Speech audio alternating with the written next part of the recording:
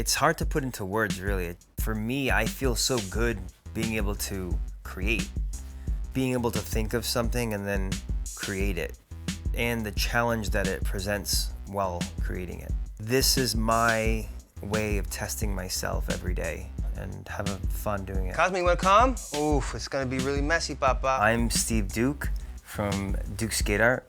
I make art from skateboards.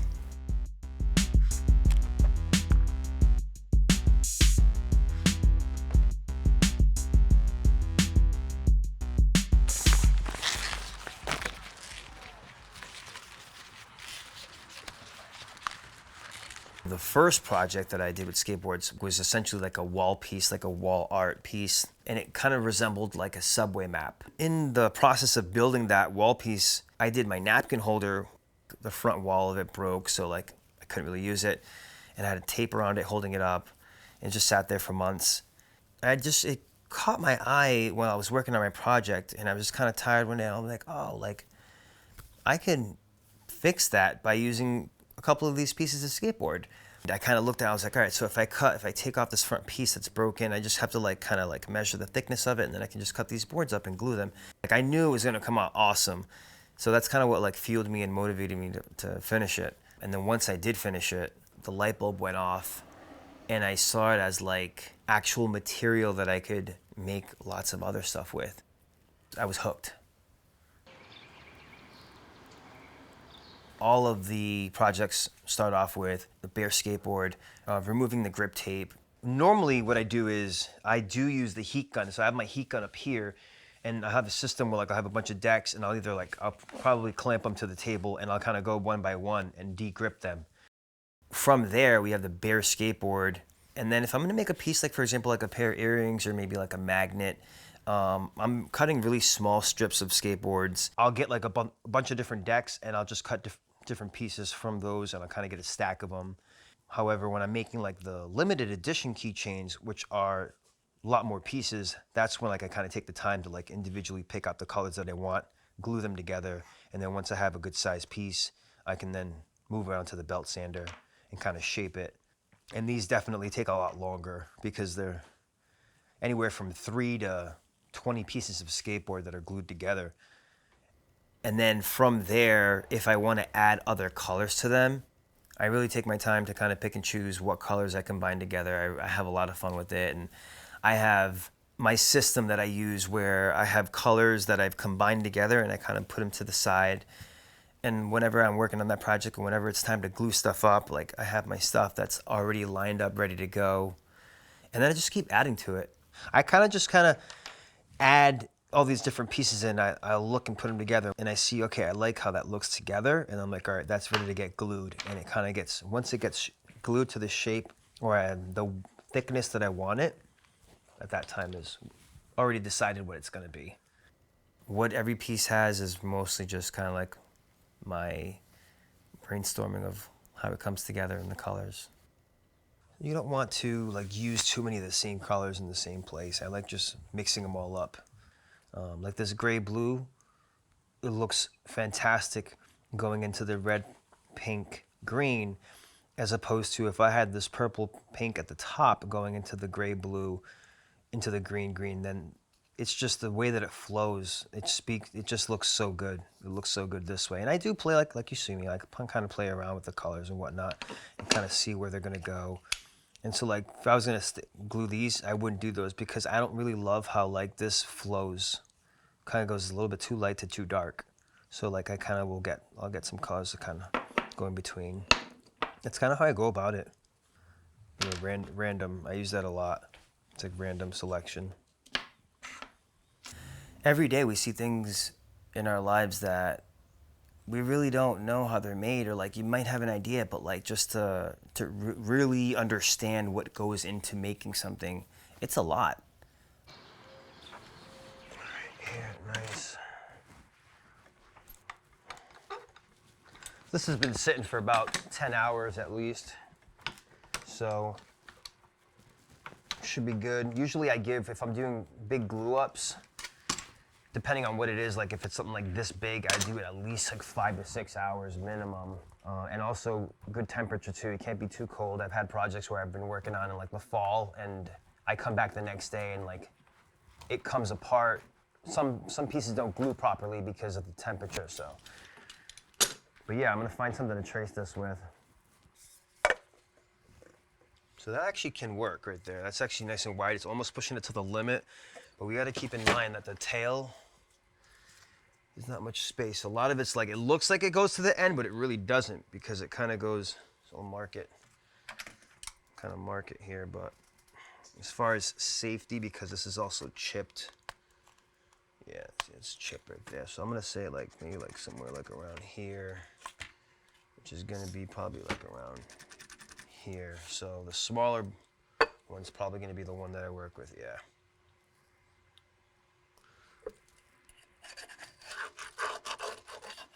And the bowl is actually going to be smaller than this. So even though I'm tracing this, will definitely be smaller than this, but you know, my widest one that I have with me is actually just that length too. So she ends up working out. Then we got like smaller ones here. Which, yeah, this one's significantly smaller than that circle. So, and it still came out pretty decent. So, but yeah, so next.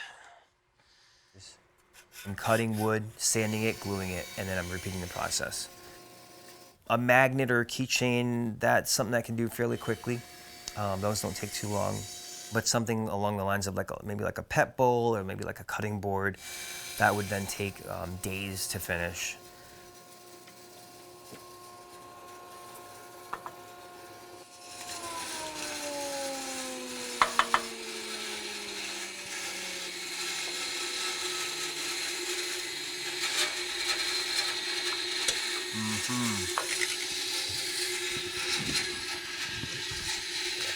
Nice. Yeah. So because I'm working with like tails and noses, a lot of times I can see the part. So like I know that this is the back part of the deck because there's some pressure cracks and there's some chipping on here. So you can see that this stuff like this is definitely gonna break apart once I'm turning it. What I'll do is I'm gonna throw some CA glue in there, kind of tighten it up, and hopefully that'll keep it solid. But regardless, the shape of the bowl is gonna be smaller than this anyways. I still have to round it out, but yeah. Nice, we got a nice, you can see the kind of curvature there from like the concave goes up and down, which is kind of cool. And this will be the top, bottom, boom. The process of making bowls, it's probably, I mean, from start to finish, it's at least 6 to 7 hours, let's say, at least.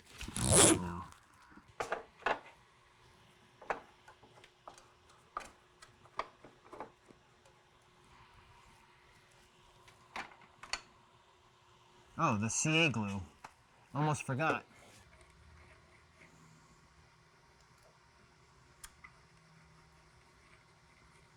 No, we'll see what happens. Yeah, all right, let's try it out. See if I can take up this guy.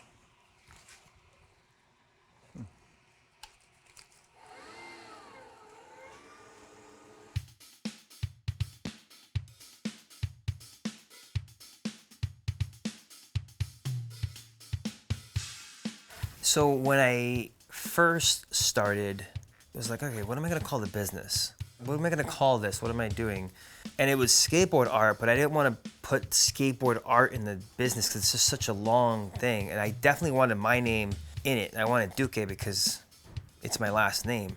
I was like, okay, Duque skate art. Not skateboard art, but it's gonna be, I'm gonna make sure that it's obvious that people know what skate art is. But over the years, it's kind of morphed into just Duque because it's known now. When I write my name on everything, I don't write Duque skate art, I just write my last name, Duque. But it's always in a way where it doesn't take away from the piece. It's kind of small, it's kind of hidden, but it's still there and visible. Almost like it's inconspicuous in a way that it kind of just blends in. There's gonna always be more of one thing. In this case, artwork, artists. So there's gonna be lots of different art pieces, but when you see one of mine, you'll know it's mine because of, you know, the signature. That's always gonna be an important part of the artwork.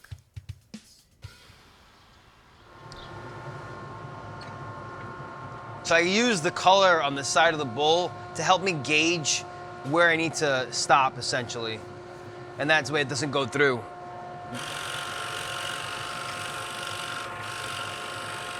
See all the colors coming in.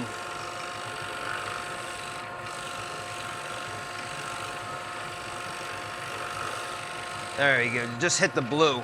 So this is the fun part with all the different colors coming out here. Well,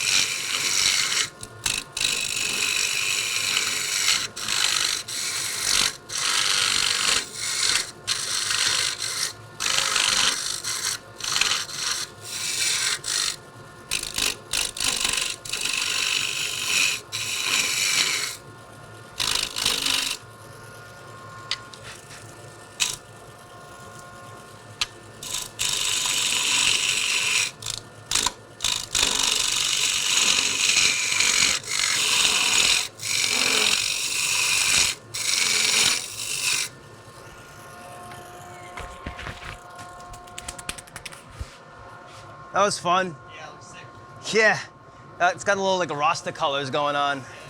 But yeah, no, and then all this stuff, I actually use this in my Christmas ornaments. For Christmas time, I get clear ornament balls and I stuff them with this, so the ornament just kind of have all these in it. It's kind of cool. Use everything, you know? Right now I just hit the, I'm only in the green, yellow, so I still got a whole layer of clear before I hit the blue. Next blue I hit, I'm gonna slow down.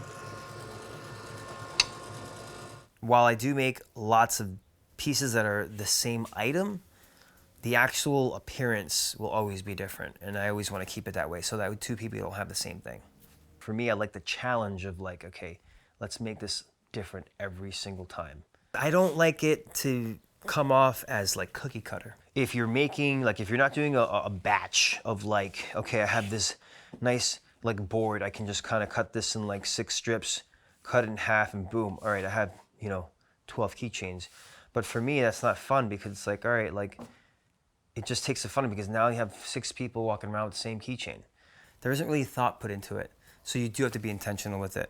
Even though I'm using my hands to create it and it's all handmade, I feel like I'm giving it that extra thought and that extra piece by it being one of a kind.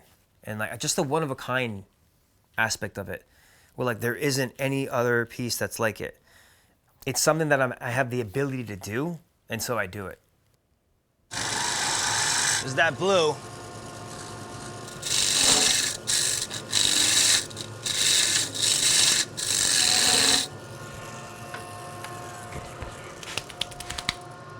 Nice. So, see if I can kind of clean this up a little bit. Hopefully it doesn't go flying everywhere, but this is loose right here. And like I'll throw in a little bit of glue to kind of work with it. It's not really to save it, it's just kind of to hold it in place. Again, so like a massive piece doesn't go like flying, maybe just a smaller piece.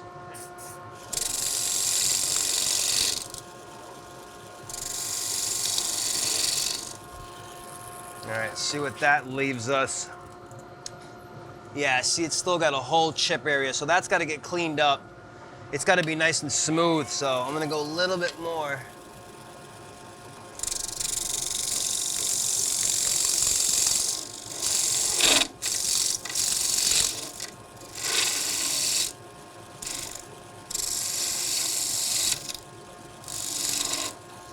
I feel like that was a little piece that kind of flew, so probably not. Yeah, see, you still got a little bit there, and that's loose, but might be able to salvage it. Kind of get to a point where you got to stop. So now, the more I do go, I am going to get some color. So, yeah, I'm probably just going to move to the inside, bring it back out, and then I'll revisit.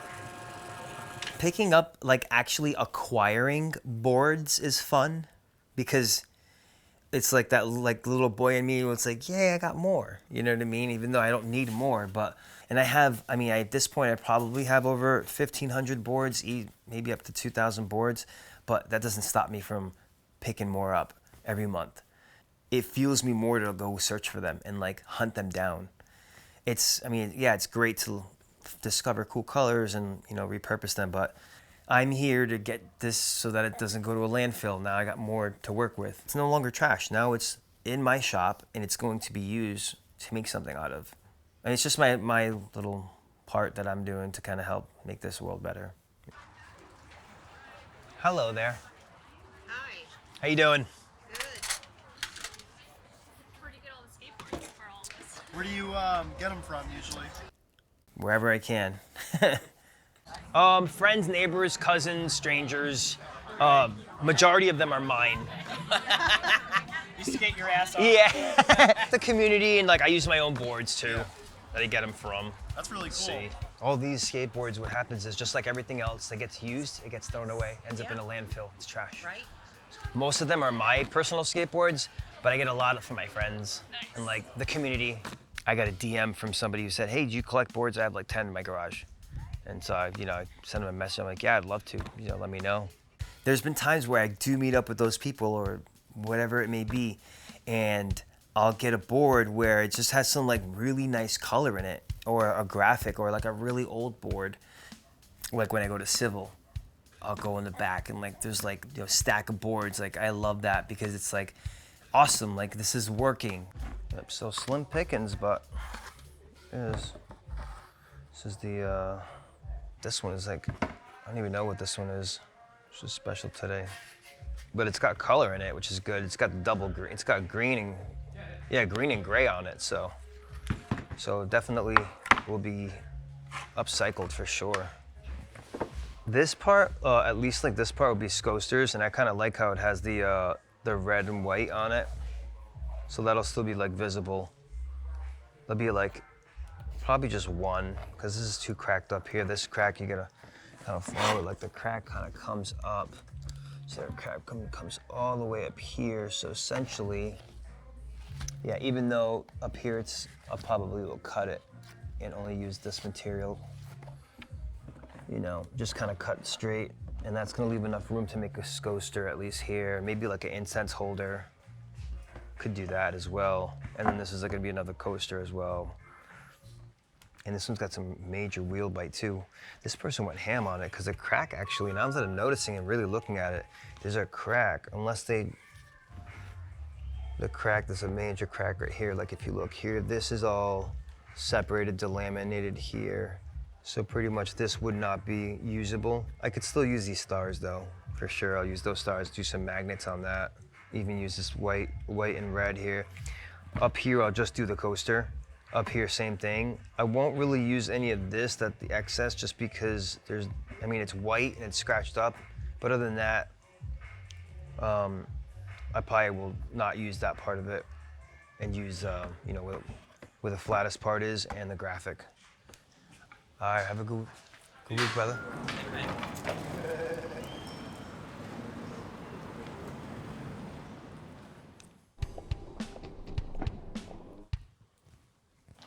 There's definitely, I would say, like close to 400, I would say. I know, like maybe even like 500-600, just in this little stack here. And then I probably have at least probably 500 to 600 at my mom's house, maybe even close to 800 at her house. Thankfully, we have the room in the garage and stuff, so I've been able to organize and really just kind of put things where I want to put them and really find them when I need them and stuff. These boards up here are actually originally the boards that I started collecting in like 2013, 2014. So a lot of the ones, I've picked out a bunch of them from there, but a lot of these are still from those years. And then 2015, 2016 and up is kind of up here at the top hidden where you can't really see it right now. And just gonna pick up some projects that I gotta finish and stuff, But I didn't realize my dad had used this space so much in in just a couple of weeks I've been gone. But I'm gonna kind of move some stuff around here. My dad's been working with his hands ever since I was little, so he's taught me so much, and I've seen him, handyman around the house, fixing stuff. I've always just been right by his side. I've learned a lot from him. When I first started skating, he was the one that brought me to the mall and got my first board. So he's always been super supportive. It's kind of funny because this was, it's definitely like a cutting board. It's like one of the first ones I made that's all out of skateboard. I made it for my mom and dad, and then I brought it in here to oil, and I had to sand it down, but I didn't have sandpaper, so I put it to the side, then forgot about it. So yeah, this is kind of like just a 100% skateboard cutting board I made for my mom and dad. So I got to finish that up for them, oil it up, and get it back in the kitchen for them. Oh, this is a great one. This is an element board. I really thought it was really interesting. So it's kind of like, I guess it's like right before birth, but there's like cut off like legs, and like you can see like the uterus and like the baby and like the umbilical cord. I was like, I'm not gonna cut that. I'll probably hang that up in the wood shop somewhere. Kind of graphic, but some stuff hiding back here, and I'm pretty sure that these are the ones I'm looking for. Just like, yeah, there they are. There's a couple of the ones that I had. So yeah, I just want to make sure that they're there in the back. But other than that, probably just gonna grab colors I'm looking for here. Oh yeah, it looks good. Nice.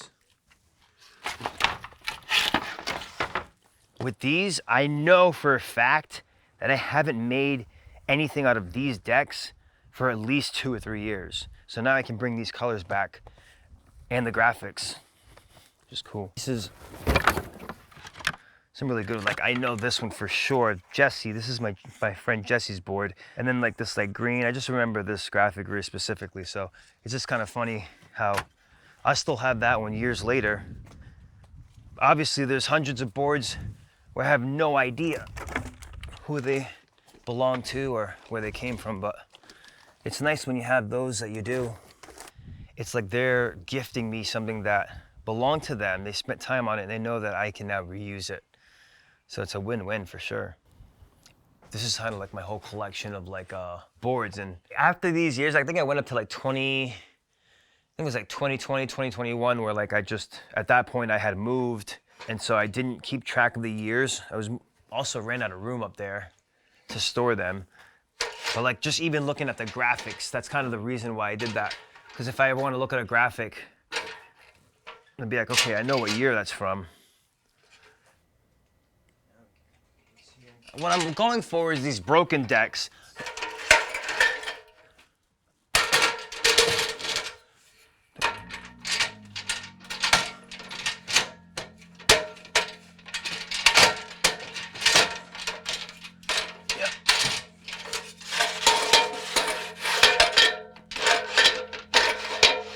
There we go.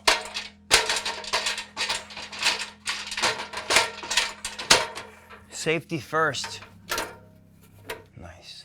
Yeah, so these stacks here, the broken boards.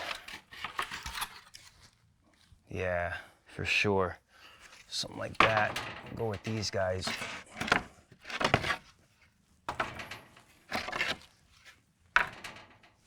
Yeah, probably grab these two here, call it a day. This is a nice one. See, this is practically a brand new deck. This is a Mark Gonzalez board. And I mean, yeah, it's got some wear and tear on it, but I mean, it's practically brand new. It's just a bad land, you know. And let's go with this guy. Oh, it's just some great scratches on that one. So yeah, go right here, boom, boom, boom. Good to go there. Oh, I'm gonna bring this. Probably not gonna bring this one yet. This is more of the smaller ones. But I'll come back for that one for sure. Just that there, but definitely could use that pen though. And then this shelving I love. I got this at a yard sale. I think I paid like $3 for it. I believe it's made for folders in an office of some sort, because that's what it kind of looks like. And I looked at it, I was like, I could put boards on there if I just hang it up, you know, in the right spot. sure enough, it's worked perfect. I can actually put like 3 decks in each one, and I love it. But I can't find it again. Like I've looked on Google and I've looked on like, Staples or like Office Max for something similar, and like there's nothing. I can never find it. It's kind of like a one of a kind, and I'm definitely ready to bring that to the wood shop too.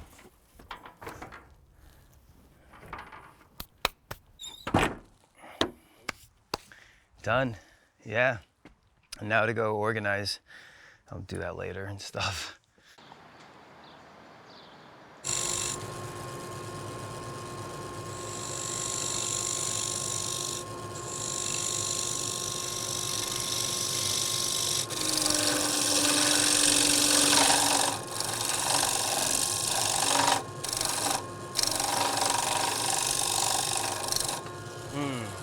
All right, nice. Well, we got a massive piece that fell off of it, unfortunately.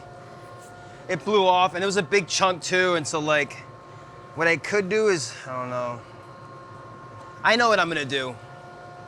I'm gonna freak it. It's gonna postpone the project, but I have an idea of what I can do with it.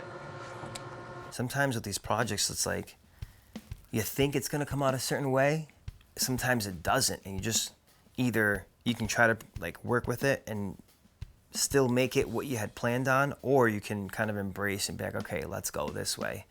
And this is how it turns out. Yeah, so unfortunately the piece I lost is pretty significant, but what I'm gonna do is I'm gonna freak it, which means I'm going to like add something that wasn't supposed to be there. Yeah. Sometimes it'll hold up, sometimes it doesn't, but you always got to keep moving forward. That's how we grow, I'm gonna add some pieces to it, so kind of like, got a big piece that's missing here. That's a whole layer. That's actually two veneers of skateboard. So what I'm gonna do is, I'll take some time to kind of clean this up, and I'm gonna add some small pieces to it. So what I'll do is I'll kind of do it kind of like my keychains. This is kind of an example of what I'm talking about. I'm gonna get multiple pieces of like different directional. So like this one little piece here will be filled up with all these different colors that are kind of going all over the place to fill it up. So that'll repair it. I'm not gonna give up on it for sure, but it happens. It's just part of it. Pressure cracks inside the skateboards, and also like I showed you earlier with like using the tail, where like it's really chipped. But I wanted to risk it because of the color. Like the color it's great. These color combinations are awesome. Can either go, all right, I can work around this and I can make it work, or other times where it's like you've worked so hard and it's just like something happens and it's irreplaceable. I've had that happen too, and you just have to kind of accept it. I mean, I've learned over the years to kind of just accept things and just, move on to the next project. Sometimes you're gonna fall, but you gotta get back up. I always try to be positive for sure.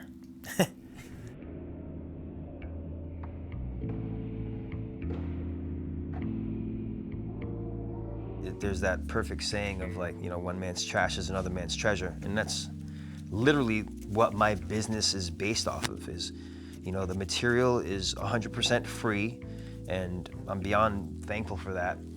But, even beyond that, it's like I'm resurrecting something that is on its way out. They become something else. And when they come into my world, now I can decide what they're gonna be.